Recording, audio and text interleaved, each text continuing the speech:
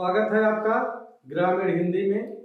मैं सुरेश यादव कक्षा 10 के छात्र छात्राओं के लिए लेकर के आया हूं महत्वपूर्ण उपसर्ग और प्रत्यय। जितना मैं उपसर्ग और प्रत्यय लेकर के आया हूं, ये मान के चलिए कि 16 फरवरी से होने वाले परीक्षा में इन दोनों चार्ट से मान के चलिए कम से कम 2 क्वेश्चन आपका आना तय है। इससे बाहर न तो उपसर्ग पूछेगा और न तो प्रत्यय पूछेगा, ये आप मान के चलिए। भैया उपसर्ग और प्रत्यय है जो उपसर्ग होता है किसी शब्द के आगे जुड़ा रहता है। केवल हम समझने के लिए इसको विस्तार से पढ़ना होगा। यदि पढ़ना चाहते हैं तो हमारे चैनल पर जाकर के पढ़ सकते हैं। आपको केवल परीक्षा के दृष्टि से बताया जा रहा है कि ये जो प्रत्यय है, उपसर्ग है, यह उपसर्ग किसी शब्द के आगे लगा रहेगा, जुड़ा रहेगा। बस उसी में खोजना है। जब उपसर्ग पूछे तो आप शब्द पढ़िए और देखिए आगे कौन सा शब्द निकल आए, जान जाएंगे कि कौन सा उपसर्ग है। जैसे यहां लिखा गया अनुकरण, अनुकरण, अनुकरण, अनुकरण, इसमें उपसर्ग है अनु। इसमें उपसर्ग क्या है? अनु उपसर्ग है। कौन सा उपसर्ग है? अनु। अनुकरण, देखिए अनुकरण, अनु में करण जुड़ गया, अनुकरण हो गया। आगे देखिए अपसगुन, देखिए पढ़ने से ही पता चल रहा है कौन सा इसमें उपसर्ग है। अपसगुन, इसमें कौन सा है? अप है। क्या है? अप है। क्या है? अप है। इसमें कौन सा उपसर्ग है? अप है। जैसे नीचे लिखा गया अभिमान, अभिमान, तो इसमें कौन सा उपसर्ग है? अभि है। कौन सा है? अभि उपसर्ग है। कौन सा उपसर्ग है? अभि है। जैसे यहां लिखा गया उपकार, कार है और उप जुड़ गया, अर्थ बदल दे रहा है, उपकार हो गया। तो इसमें कौन सा उपसर्ग है? उप है। कौन सा है? उप है। इसमें क्या है? उप है। आगे सहपाठी, सहपाठी, इसमें कौन सा उपसर्ग है? देखिए सहपाठी, सह उपसर्ग है। इसमें कौन सा है? सह उपसर्ग है। सह उपसर्ग है। आगे लिखा गया है असत्य, सत्य में अ यदि जुड़ जाएगा तो उसके अर्थ को बदल दे रहा है। असत्य, देखिए इसमें कौन सा है? अ है। इसमें कौन उपसर्ग है? अ उपसर्ग है। सुलेख, इसमें कौन सा उपसर्ग होगा? सु होगा। कौन सा होगा? सु होगा। ऐसे ही हमें ध्यान से पढ़ना होगा, उसके बाद देखना होगा कौन सा उपसर्ग बन रहा है। आगे है अनाचार, अनाचार, ऐसे शब्दों में थोड़ा सा कंफ्यूजन बनेगा। आप लोग कहेंगे अना उपसर्ग है, अना नहीं है, अनु उपसर्ग है। कौन सा है? अनु उपसर्ग है। अनाचार में कौन सा है? अनु उपसर्ग है। आगे है अधिपति, अधिपति, इसमें कौन सा उपसर्ग है? अधि उपसर्ग है। कौन सा उपसर्ग है? अधि उपसर्ग है। अगला शब्द लिखा गया है परिवार, परिवार, वार का मतलब कुछ और होता है, लेकिन वार में यदि परि को जोड़ देंगे परिवार, अर्थ बदल जा रहा है। क्या हो जाएगा? परि उपसर्ग है। कौन सा?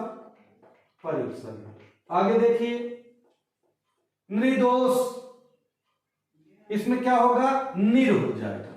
क्या हो जाएगा? निर होगा। क्या हो जाएगा? निर होगा। ये तो आपका उपसर्ग था, आप समझ गए।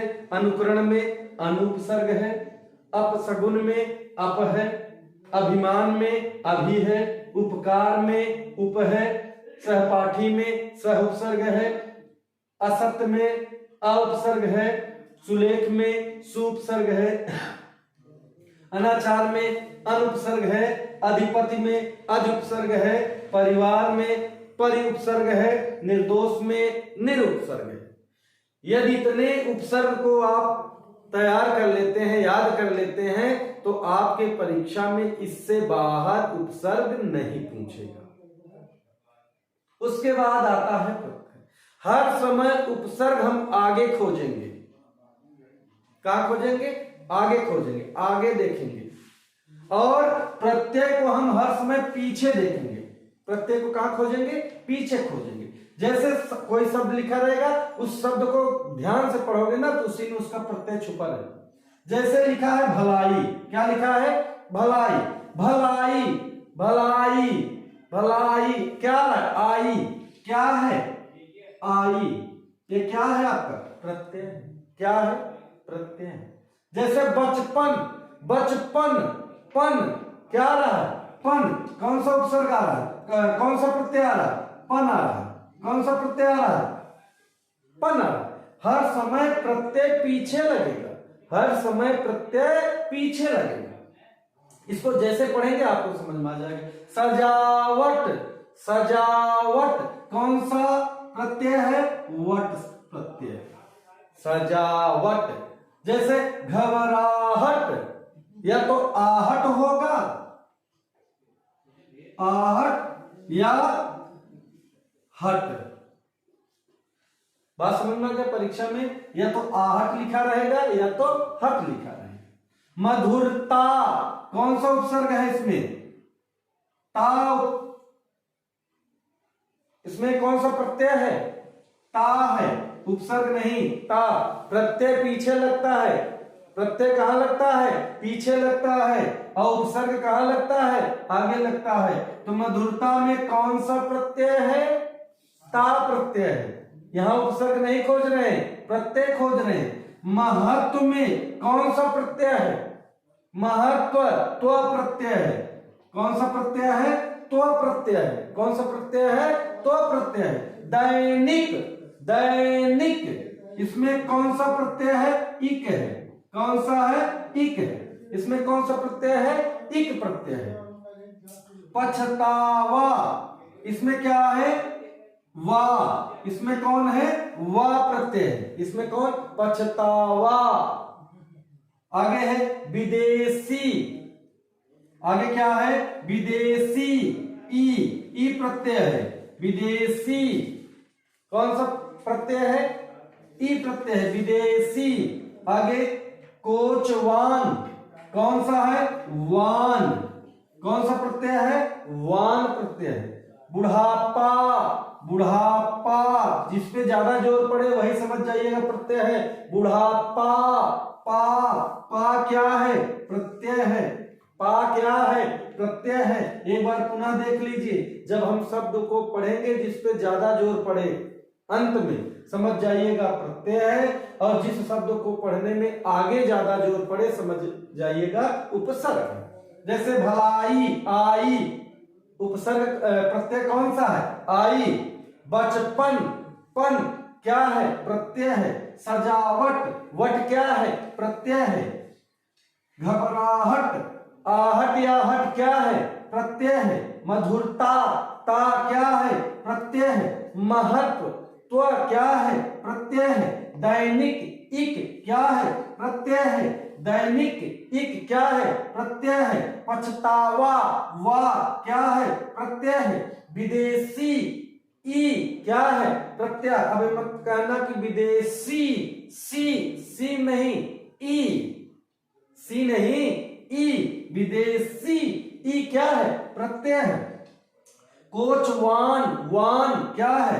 प्रत्यय है। बुढ़ापा, पा क्या है?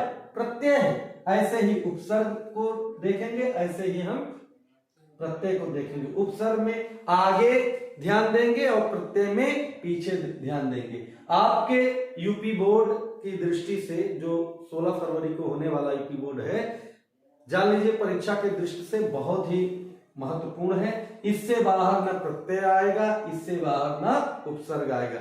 ये जो मैंने दिया है, विगत कई वर्षों से ऐसे प्रत्यय और उपसर्ग पूछे गए हैं, जिसे ध्यान में रखते हुए ऐसे प्रत्यय और उपसर्ग मैं लेकर के आया हूं। मैं उम्मीद करता हूं कि मेरे द्वारा बताए गए उपसर्ग और प्रत्यय आपको समझ में आए होंगे। यदि आपको समझ में नहीं आता है और कोई समस्या होती है तो कमेंट के माध्यम से मुझे अवगत कराएं, और अपने दोस्तों में हमारे चैनल को शेयर करें जरूर, क्योंकि सभी का भला हो सके। और मैं इसी के साथ अपनी वाणी को समाप्त देता हूं। धन्यवाद।